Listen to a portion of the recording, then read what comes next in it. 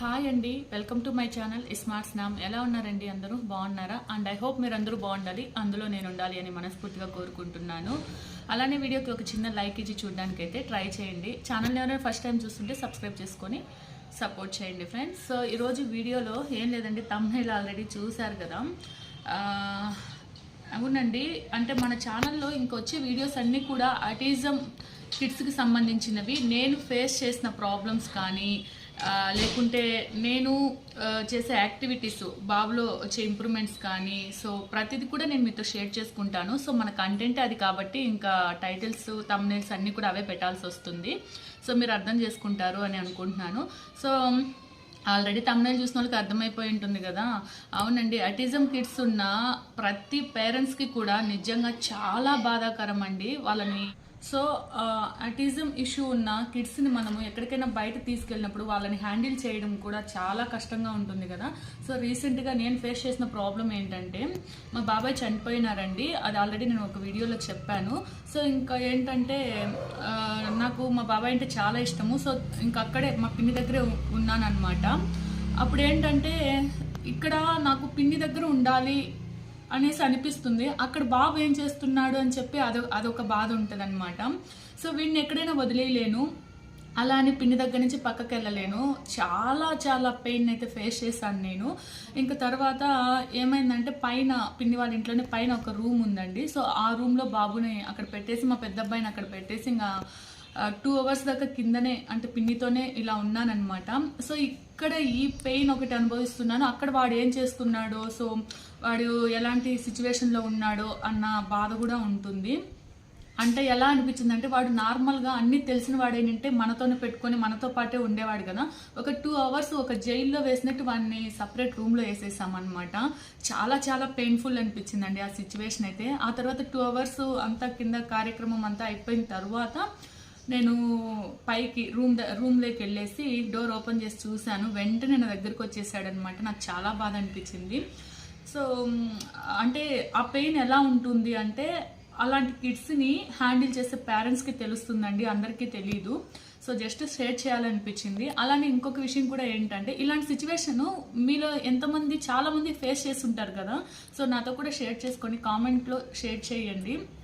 So ఇంకొక విషయం ఏంటి అంటే, తర్వాత నేను మా పిన్ని దగ్గరే ఉండాలి అనుకున్నాను. కేవలం వాడి కోసం నేను పిన్ని దగ్గర ఉండకుండా పక్కకు వచ్చేయాల్సి వచ్చింది. అంటే ఏదైనా సరే మనం ఏదైనా ఒకటి చెయ్యాలి అంటే ఫస్ట్ వాళ్ళ గురించి ఆలోచించాలి. మనకు అది మనసుకి బాధ అనిపించినా సరే ఇంకేం చేయలేని పరిస్థితి అనమాట.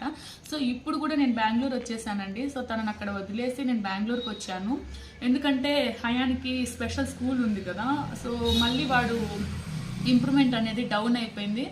సో నేను అక్కడే ఉంటే వీడి పరిస్థితి గురించి ఆలోచించాలి.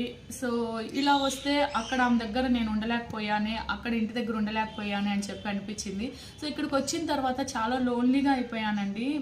సో ఎలా అంటే ఇంకా బాబాయ్ గుర్తు రావడం, సో పిన్ని గుర్తు రావడం ఇలా అనిపిస్తూ ఉంది. అదే నేను హయాన్ నార్మల్గా అట్లా ఉండింటే, సో మామూలు స్కూలే కదా ఏముంది అని చెప్పి నేను అక్కడే ఉండేదాన్ని కదా. ఇలాంటివన్నీ చిన్న చిన్నవి కూడా చాలా బాధ అనిపిస్తుంది. సో చిన్న చిన్నవని నేను అననండి, అవి ఎదుటి వాళ్ళకి చిన్నవిగానే కనిపించవచ్చు, బట్ ఆ పేరెంట్స్కి తెలుస్తుందండి, అన్ని కూడా మనం ఎక్స్ప్లెయిన్ చేయలేము. ఇంకా వచ్చేసి మళ్ళీ అక్కడ ఉన్నాం కదా మేము అదే డే, అంటే బాబాయ్ని ఏమంటారు దానం అయిన తర్వాత మేము అక్కడే ఉన్నామండి పిన్ని దగ్గరే. సో అప్పుడు ఏంటంటే వాడిని పడుకోబెడదామని చెప్పి పైన రూమ్లోకి వెళ్ళాము. అందరం అక్కడ ఉన్నామన్నమాట. సో నాకైతే వాడిని నిద్రపించడానికి 1 hour టైం పట్టింది. ప్రతి ఒక్కరు కూడా అక్కడ ఉన్న వాళ్ళందరూ కూడా ఎలా మేనేజ్ చేస్తున్నావు, ఎలా హ్యాండిల్ చేస్తున్నావు వాడిని, వామ్మో నీకు ఓపిక ఎక్కువ, అలా ఇలా అనేసి అంటూ ఉంటారు. కొంతమంది జాలి చూపిస్తారు కదా, అది కూడా తీసుకోలేం కదా. అసలు జాలి చూపించినప్పుడు కూడా చాలా బాధగా ఉంటుంది. అంటే వాళ్ళు మీ మీద ఇష్టంతోనే కదా జాలి చూపించిందని అనుకోవచ్చు, బట్ అదే అంటే ఆ సిచ్యువేషన్లో అలా అనిపిస్తుంది. ఆ జాలిని కూడా మనం తీసుకోలేము. సో చాలా చాలా పెయిన్ ఉంటుందండి. అంటే చూడడానికి ఏమో నార్మల్గా బాగుంటాడు, కానీ వాడు చేసే బిహేవియర్ కానీ కొన్ని మనం చెప్పినా అస్సలు వినడండి. పడుకోబెట్టడానికి 1 అవర్ ట్రై చేశాను. సో తర్వాత నాకు అర్థమైంది వీడు ఎందుకు పడుకోలేదు ఏంటి అనేసి. అక్కడ మళ్ళీ వచ్చేసి బెడ్ మీద వాడికి నచ్చిన బెడ్షీట్, అలానే వాడు బెడ్షీట్ కప్పుకొని పడుకుంటాడు. వాడికి స్మూత్గా ఉండే బెడ్షీట్సే కావాలన్నమాట, ఇంకే బెడ్షీట్స్ యాక్సెప్ట్ చేయడనమాట. సో అప్పుడు నేను థింక్ చేసి వాడికి నచ్చిన స్మూత్గా ఉండే బెడ్షీట్ తీసుకొచ్చి మళ్ళీ బెడ్ మీద వేరే కొత్త బెడ్షీట్ వేసి వాడిని పడుకోబెడితే అప్పుడు పడుకున్నాడు. అంటే నేనేం చెప్పాలనుకున్నాను అంటే ఇక్కడ ఈ పిల్లలు ఏంటంటే వాళ్ళు మైండ్లో ఒకదానికి ఫిక్స్ అయిపోతారు. అంటే పడుకునేటప్పుడు ఈ బెడ్ ఇలా ఉండాలి, లేదా కప్పుకునే బెడ్షీట్ ఇలా ఉండాలి, ఇలాంటివి కొన్ని ఫిక్స్ అయిపోతారనమాట. సో వాటి నుంచి మనము వేరే ఏవైనా సరే వాళ్ళకి అలవాటు చేయడానికి ట్రై చేస్తే వాళ్ళు యాక్సెప్ట్ చేయరండి. అంటే వాడు ఏంటంటే స్మూత్గా ఉన్న బెడ్షీట్ మాత్రం కప్పుకోవాలి అలా అనే ఐ మీన్ స్మూత్గా ఉండే బెడ్షీట్ మాత్రమే ఇష్టపడతాడు కదా స్టార్టింగ్ నుంచి. సో అందుకని వాడికి ఇప్పుడు కూడా అదే కావాలి అన్న ఫీల్ అనమాట. అంటే ఒక బెడ్షీట్ ఇలాంటివన్నీ కాదు, చాలా వరకు వాళ్ళు ఏవైనా సరే ఒక దాని మీద వాళ్ళు ఇంట్రెస్ట్ చూపించినప్పుడు ఇంకా అదే చేయాలి అంటారనమాట. సో ఎక్కడైనా ఒక ప్లేస్లో వాళ్ళు కూర్చున్నప్పుడు ఆ ప్లేస్ కాకుండా ప్లేస్ మార్చినప్పుడు కూడా మళ్ళీ వెళ్ళి అక్కడే కూర్చోవడానికి ట్రై చేయడము. సో వాళ్ళకి నచ్చిన బట్టలు, ఇప్పుడు స్మూత్గా ఉండే బట్టలు ఇష్టపడతారు కదా, సో అవి కాకుండా వెరైటీ వేస్తే ఇరిటేట్ ఫీల్ అవ్వడము, ఇలాంటివన్నీ కూడా ఉన్నాయి. నేను మా అబ్బాయిలు గమనించాను కాబట్టి మీతో షేర్ చేస్తున్నాను. సో ఇవి కూడా ఆ సిమ్టమ్స్కి సంబంధించినవని నేను అనుకుంటున్నాను. సో మీలో కూడా ఎవరికైనా ఐ మీన్ మీ పిల్లలు కూడా ఎవరైనా ఇలా ఉంటే మాత్రం నాకు షేర్ చేయండి. సో నేను కేవలము ఈ బాధని నేను మీతో షేర్ చేసుకుంటున్నాను అనమాట. సో మన వీడియోస్ అన్నీ ఇవే ఉంటాయండి. ఆటిజంకి సంబంధించి నేను మా అబ్బాయి విషయంలో ఫేస్ చేసే ప్రతి ప్రాబ్లం నేను మీతో షేర్ చేసుకుంటాను. అలానే మీ ప్రాబ్లం కానీ మీరు ఏదైనా నాతో షేర్ చేసుకోవాలనుకుంటే అన్నీ కూడా నాతో షేర్ చేసుకోవచ్చు. అండ్ నా ఇన్స్టాగ్రామ్ ఐడి అయితే mamata1424 అండి. సో అందులో కూడా నాకు మెసేజ్ చేయండి. ఏదైనా నాకు చెప్పాలి అనుకున్నా, లేదా నా దగ్గర నుంచి మీకు ఏమైనా అడ్వైస్ కావాలనుకున్నా షేర్ చేయండి.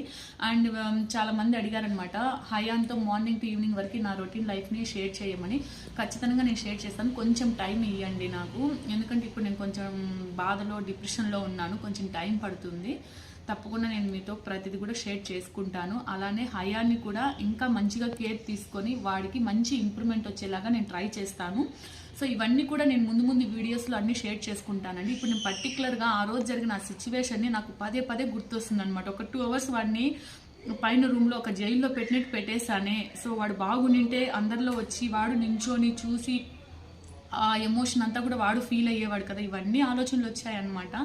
అండ్ ఇప్పుడు ఏంటంటే ఇటు హయాన్ విషయంలో బాధగా ఉంది, ఇటు బాబాయ్ విషయంలోనూ బాధగా ఉంది. సో నాకు వీడియోలో మాట్లాడుతున్నా కూడా ఏంటంటే ఏడుపు వచ్చేస్తుంది, ఎక్కువసేపు మాట్లాడలేను ఇంకా. So thank you for watching, bye.